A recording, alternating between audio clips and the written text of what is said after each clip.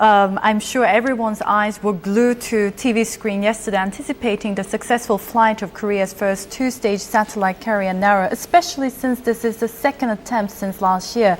But to the disappointment of many, the launch has been delayed as it ran into some problems. The Ministry of Education, Science and Technology had to make the disappointing announcement at around 2 p.m. Wednesday that researchers detected an unexplained leak in all three of the rocket's fire extinguisher nozzles.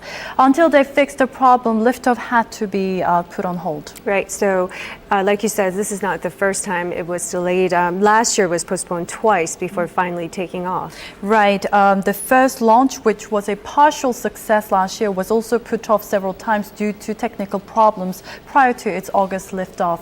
And I say partial success because Korea's first space rocket failed to place a scientific satellite in its intended orbit due to a problem in crucial components known as fairings. It was announced by the experts that fairings, which serve as covers to protect the payload during a rocket's ascent, did not break away in time, causing the satellite to be released too late. But the success part was that the initial phase of the launch and the separations of the first and second stages of two-stage rocket went well. Now, in terms of space exploration, Korea is still a greenhorn, I guess you can say. But it did set a milestone in 2008 when it sent the country's first astronaut into space. Right. On April 8, 2008, Korea's first astronaut Lee So-yeon took her first step into space. But since Korea's technological prowess still falls far behind the public's increased interest, Lee So-yeon had to hitchhike on a Russian Soyuz spacecraft for her mission. Now, tell us how the NATO space rocket is assembled. Well, Naro is a two-stage rocket, and as Korea has not developed the appropriate the technology for liquid propulsion system, the first stage was made with Russian technology. However, the second stage is a solid-state kick motor that was developed as Korea's own Aerospace Research Institute. It is comprised of 5 main components: equipment bay, kick motor, payload fairings, payload adapter, and most important of all, the satellite. Now, the first stage, the booster, was made by Russian technology, but the launch itself has special meaning for Koreans.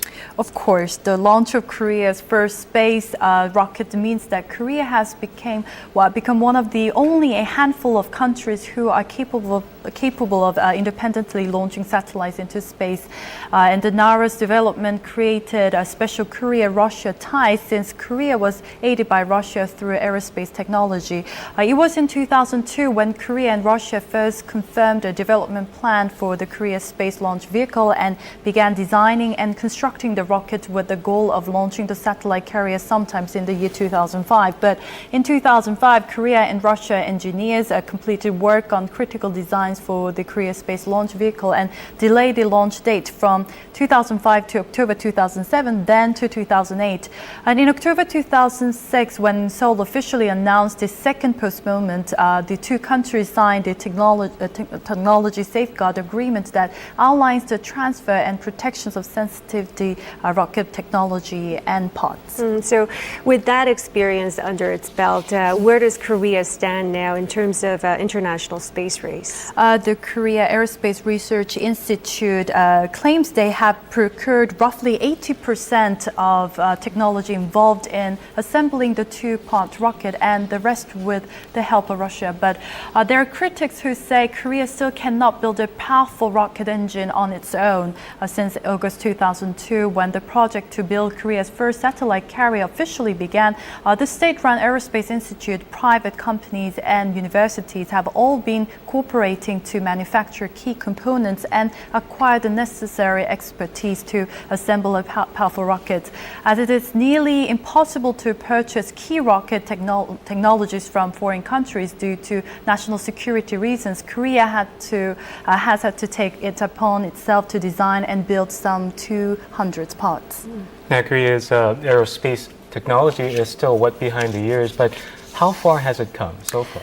Oh, it is really pointless to compare Korea to countries with active space programs, but many science experts are hopeful that Korea will soon catch up to leading science nations with its Korea Space Launch Vehicle, and that an entirely Korean-made space rocket will be completed in 9 years. From 1992, Korea has sent 10 satellites into space, with 9 more to be sent by 2015. Plans are also underway to send a probe that can orbit the moon by 2020 and to build a unmanned lunar lander by 2025. Right, ambitious plans. Thank you for joining us today, Manny. It was my pleasure. Thank you.